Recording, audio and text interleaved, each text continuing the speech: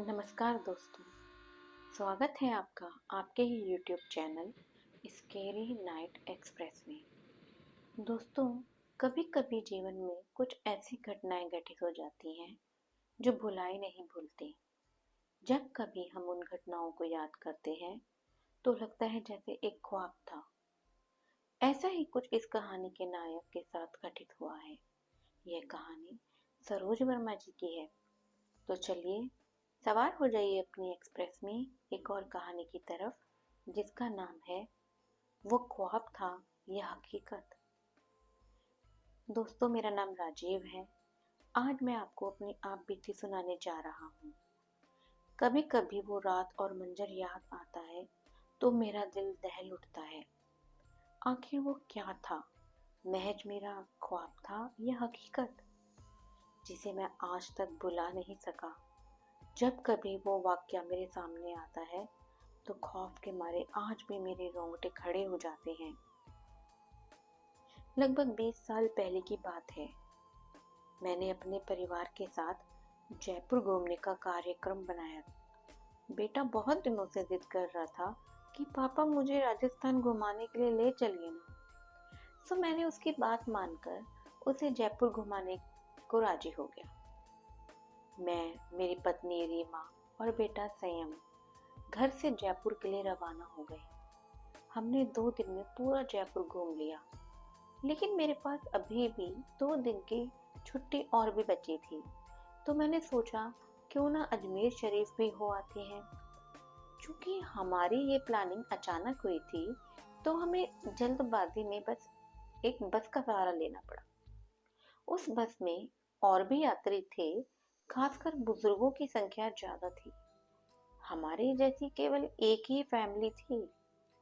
बस में यात्री भी कम ही थे। बस भी थोड़ी खचाड़ा सी थी, इसलिए शायद उसमें ज्यादा यात्री नहीं बैठे होंगे।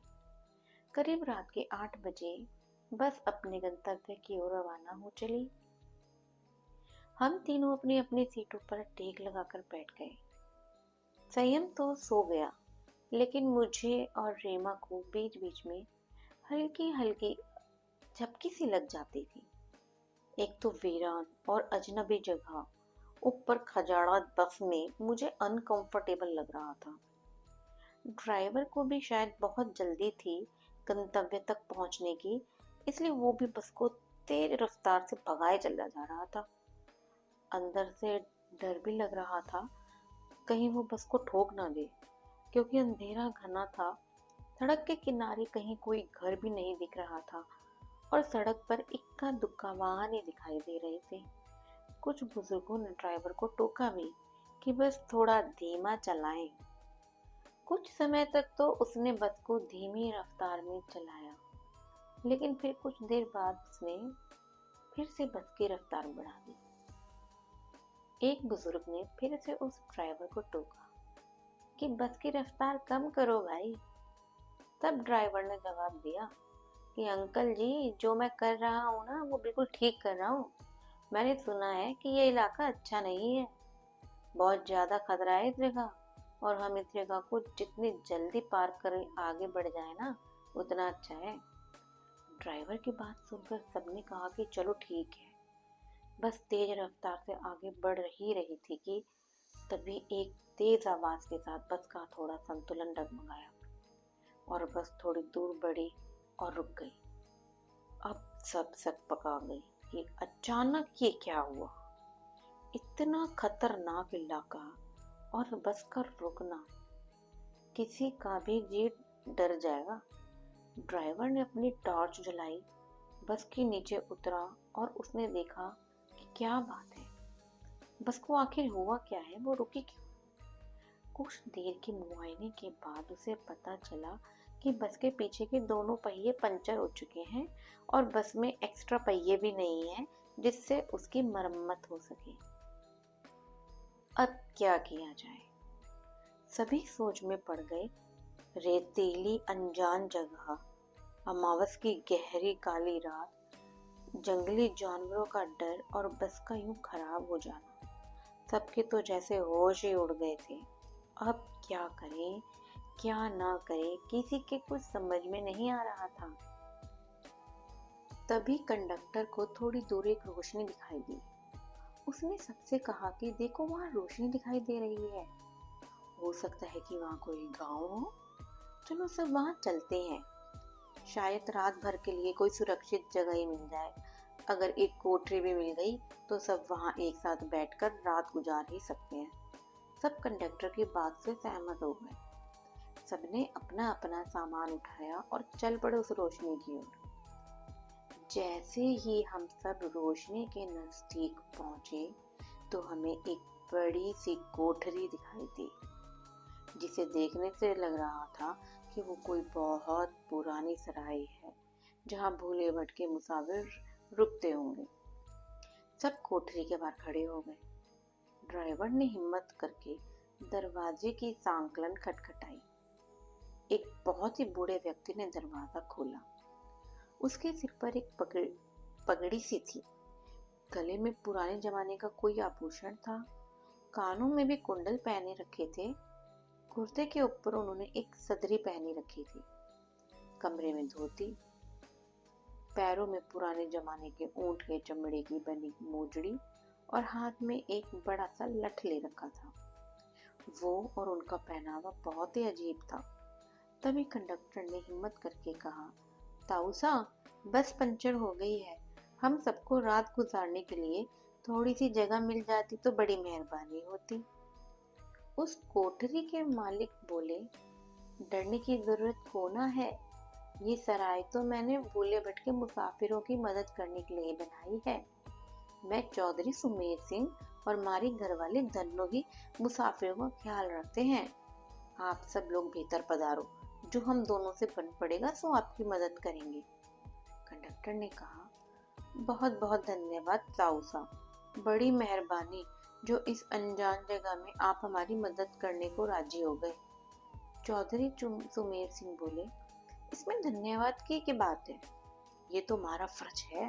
हमारे को बहुत खुशी हुई जो आप लोग हमारे यहाँ पधारे। ये रहा पानी से भरा मटका, इस बड़ी सी डलिया में पूरियां रखी हैं और उस बड़ी सी बटलोही में आलू की तरकारी होगी। ये रहे पत्तल और आप सब अपना खाना परोस लीजिए। महिलाएं धन्नो के पास चली जाएं और पुरुष मेरे साथ आ जाएं। जल्दी से सब खाना खा लें और जिसे बाहर का काम निपटाना हो वो निपटा आए, क्योंकि 12 बजे के बाद कोई भी बाहर नहीं निकलेगा और ना मैं किसी को बाहर निकलने दूंगा और कोई भी इसका कारण नहीं पूछेगा। सबके पास अपनी अपनी घड़ी तो होगी, समय के अनुसार काम करके सोने के लिए लेट जाओ। ये रहे कंबल, सब बिछा लो।